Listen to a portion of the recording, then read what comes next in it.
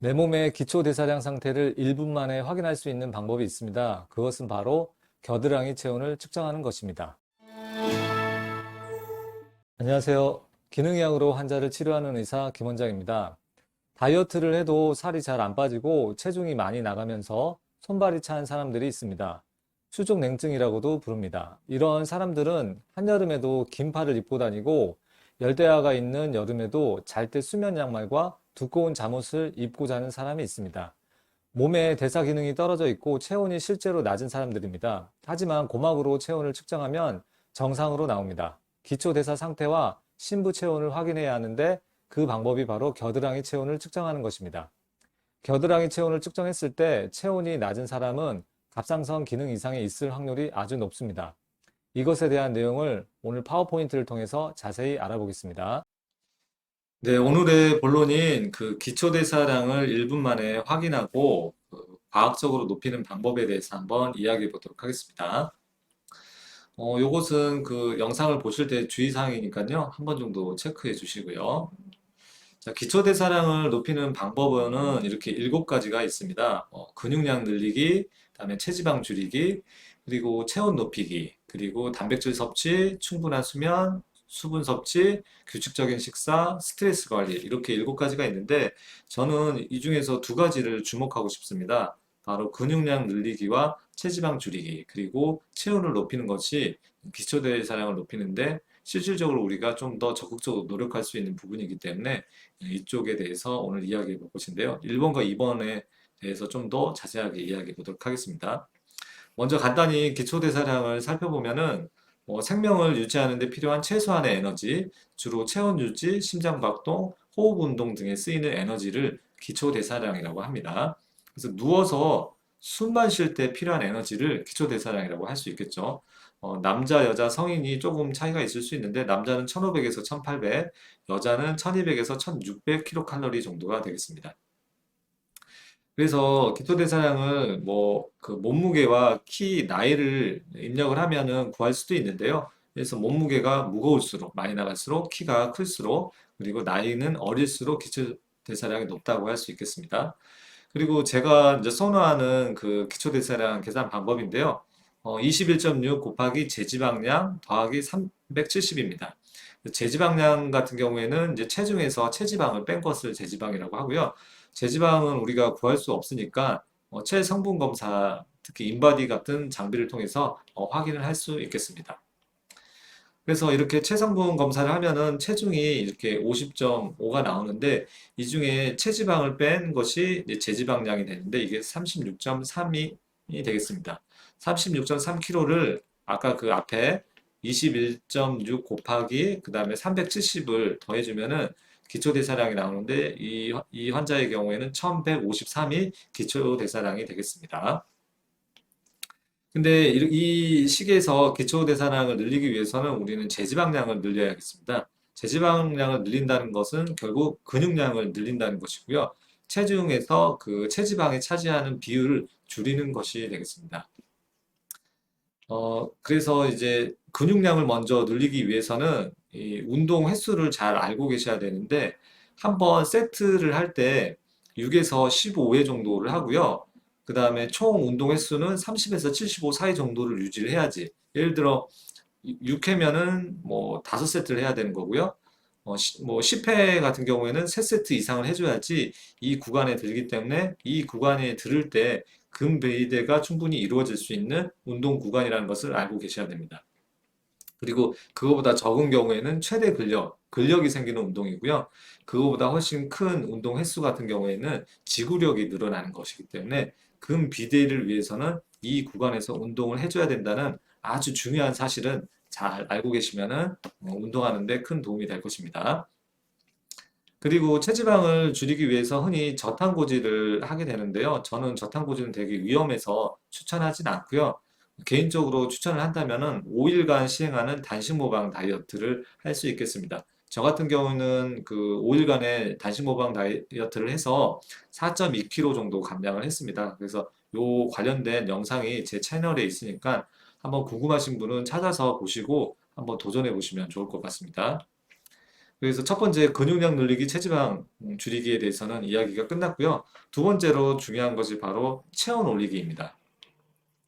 그 체온을 올리면은 체온이 오른다는 것은 몸의 대사가 활발하게 일어난다는 것을 뜻하는데요.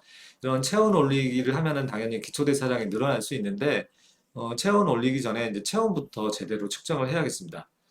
체온이 낮은 사람이 체온을 올려주는 것이 좋겠습니다. 그래서 체온이 떨어져 있는 중심부 체온이 떨어져 있는 분 같은 경우에는 기초대사량이 떨어져 있다고 이렇게 판단을 할 수 있습니다. 그러면 체온의 기준이 어떻게 되느냐? 가장 이상적인 체온은 37도를 이상적인 체온이라고 보고요. 우리의 몸의 모든 대사에 작용하는 효소의 활성도는 이 37도에 대해서 맞춰져 있습니다. 그래서 여기에서 뭐 1도만 떨어져도 면역력이 50% 이하로 떨어진다고 이야기하기도 하죠. 그런 이유가 다양한 효소들이 37도에 최적화되어 있는 세팅을 이루고 있는데 여기서 온도가 떨어지면 떨어질수록 당연히 지방 대사나 포도당 대사, 단백질 대사가 떨어지기 때문에 전체적인 기초 대사량이 떨어질 수 있습니다. 그래서 우리가 목표하는 체중은 37도다. 요거는 꼭 기억해 주시고요. 본인의 신부 체온을 측정했을 때 37도에서 떨어지면 떨어질수록 기초 대사량이 떨어져 있다고 볼 수 있겠습니다. 그래서 어떤 체온계를 사용을 하냐면요. 바로 이제 겨드랑이 애과 체온기라고 하죠. 겨드랑이 체온계 이런 거를 하나 사서 겨드랑이에 이게 끼워가지고서 측정을 해주시면 되겠습니다. 그래서 이 신부 체온을 측정을 해야 되는데요. 신부 체온 같은 경우에는 수일간 반복해서 겨드랑이 체온을 측정을 해줘야 되는데 이 체온 같은 경우는 새벽에 4시 정도가 가장 낮은 체온을 띄고 그다음 오후 4시에 가장 높습니다. 그래서 가장 낮은 체온은 내가 어느 정도 최저 온도는 언제 얼마 정도 나오고 최고 온도는 얼마 정도 나오는지 한번 체크를 해봐야지 되고요. 우리가 목표로 하는 체중은 36.5도가 되겠습니다. 그래서 신부 체온이 낮으면은 당연히 면역력이 떨어지고 암 환자들이 측정을 해보면은 겨드랑이 체온이 낮은 경우가 많습니다. 그래서 고막을 재거나 이마를 재면은 정상으로 나오는데 신부 체온인 그 겨드랑이 체온을 측정해 보면 낮게 나오고요. 이러면 면역력이 떨어지니까 암도 잘 걸리고 그리고 실제 암 환자도 체온이 낮은 경우가 많고요. 그리고 잦은 감기 및 바이러스 감염이 생길 수 있습니다. 그래서 뭐 대상포진도 잘 걸릴 수 있고요. 에너지 대사율이 많이 떨어지면서 체중도 자꾸 증가하게 되고 다이어트에 실패를 하게 되고 만성 피로도 생기기도 합니다. 그 심부 체온을 쉽게 올리는 방법은 크게 두 가지가 있습니다. 유산소 운동을 해서 근력 운동이나 빠른 걸음을 걷는 운동을 해주시면은 한 시속 5.5에서 6.0 정도 걸어서 한 5km 정도 걸으면은 30분 이상 걷게 되는데 그때 이제 손발이 따뜻해지고 심부 체온이 올라가는 것을 우리가 쉽게 알 수가 있습니다. 그리고 당연히 이제 반신욕을 하게 되면은 심부 체온이 올라가서 전체적인 체온도 올라가고 당연히 기초 대사량도 올라갈 수 있겠습니다.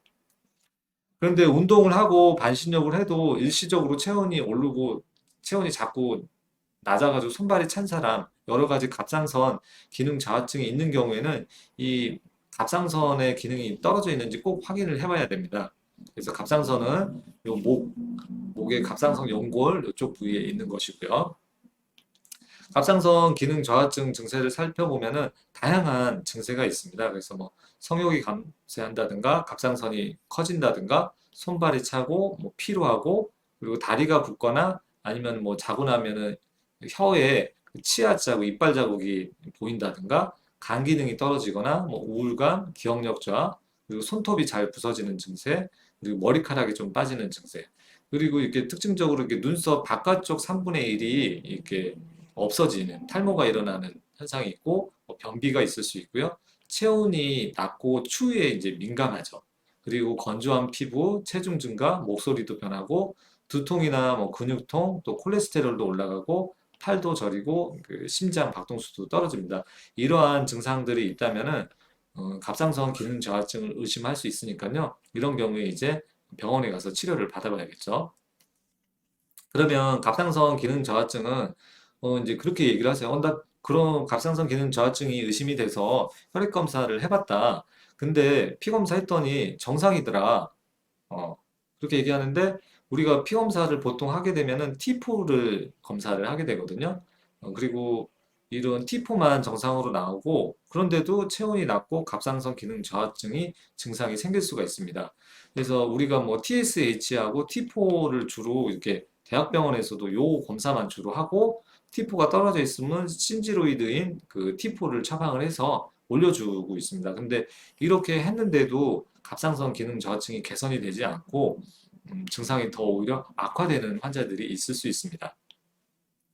뭐 그런 것을 그 말초 기능 갑상선 기능 저하증이라고 하고요. 그다음에 낮은 T3 증후군, 로우 T3 신드롬이라고 합니다. 그래서 우리가 갑상선 호르몬에는 이 세 가지 정도가 있다는 것을 꼭 기억하실 필요가 있습니다. T3가 있고 T4가 있고 리버스 T3가 있습니다. 그래서 주로 갑상선은 90% 가까이는 이제 T4로 분비가 되고요. 이거는 비활성형이거든요. 비활성형이라서 이게 활성형이 T3로 전환이 돼야 되거든요. 이게 잘 전환이 안 되고 거꾸로 기능이 떨어지는 리버스 T3로 이렇게 전환이 되게 되면은 갑상선 기능 저하증이 생길 수가 있습니다. 그래서 T4는 정상인데 T3로 이렇게 T3가 떨어지거나 거꾸로 리버스 T3 이거는 갑상선 기능이 제대로 작동하지 않는 호르몬인데요. 그래서 우리는 이제 T3가 떨어져 있어도 갑상선 기능 저하증이 생길 수가 있고요. 또는 리버스 T3가 오히려 많이 증가하게 되면은 갑상선 기능 저하증이 생길 수 있습니다. 그래서 주류의학에서는 주로 T4만 검사를 하고 T4 수치만 확인을 해서 약을 처방하게 되면은 이렇게 두 가지 형태의 갑상선 기능 저하증을 놓칠 수가 있겠습니다. 그래서 T4가 이렇게 분비가 되면은 T3, 리버스 T3도 이렇게 변형이 될 수 있는데 이 리버스 T3가 세포 안에서 이 갑상선 호르몬이 작동해야 되는데 그 작동하는 위치를 차단하게 되면서 갑상선 기능 저하증이 생길 수 있습니다. 그래서 T3 자체가 낮아도 문제고 리버스 T3가 높아도 문제가 있습니다. 그래서 리버스 T3하고 T3의 비율을 구해서 갑상선 기능 저하증을 확인하고 치료를 하는 경우도 있습니다. 그래서 이렇게 리버스 T3가 늘어나고 T3 기능이 떨어지는 원인이 다양하게 있습니다. 대부분 기능의학적으로 환자를 치료할 때 해당되는 영역이고요. 살펴보면은 중금속 같은 경우 수은, 납, 카드뮴 같은 중금속이 많으면은 갑상선 기능이 떨어질 수 있고요. 요오드가 부족해도 그럴 수 있습니다. 그리고 수용성 비타민이 비타민 B군하고 C가 부족한 경우도 있고 미네랄 중에서는 아연하고 셀레늄이 떨어져 있는 경우에도 어, 갑상선 기능이 떨어지고요. 장에 안 좋은 세균, 간 기능 저하, 스트레스, 운동 부족 이 있겠습니다. 그리고 뭐 스트레스 호르몬이 콜티졸이 많거나 적은 경우, 철분도 부족하게 되면은 갑상선 기능이 떨어져 있을 수 있습니다. 그래서 빈혈도 꼭 체크를 해봐야 되고요.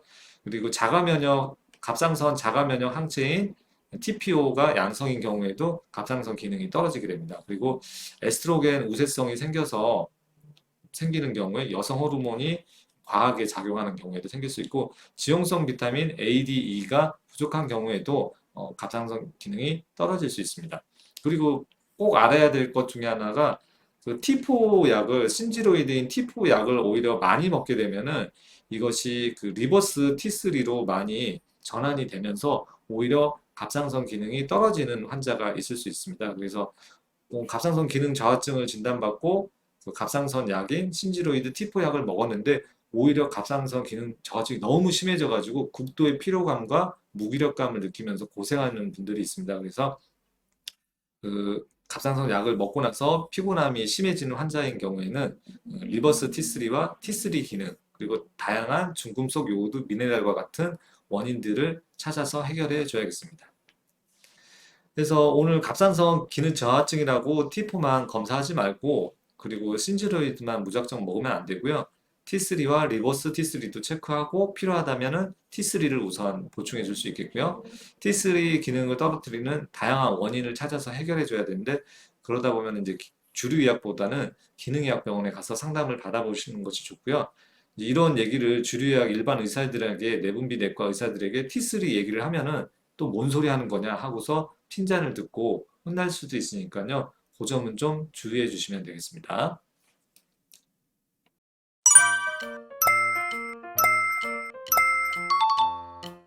오늘 설명을 들어보니 어떤가요? 듣고 나서 뭔가 엄청난 건강 지식과 깨달음을 얻은 분들이 계실 것입니다. 바로 체온계를 주문해서 신부 체온을 측정해 보길 바랍니다. 자신의 겨드랑이 체온이 얼마나 되는지 꼭 확인해 보세요. 가급적 37도를 만들기 위해 노력하면 좋습니다. 그러기 위해서는 유산소 운동과 반신욕이 큰 도움이 된다는 것을 아셨을 것입니다. 체온이 낮은 사람은 이 두 가지 방법을 매일 실천해주면 건강 회복에 큰 도움이 될 것입니다. 좀 더 정확한 원인을 찾기 위해서는 갑상선 기능 저하증 상태와 원인을 확인하고 치료하기 위해서 가까운 기능의학 병원에 가서 상담해 보는 것도 좋을 것입니다. 어제보다 오늘 더 건강해지는 여러분을 응원하며 오늘 영상을 마치겠습니다. 지금까지 기능의학 의사 김원장이었습니다.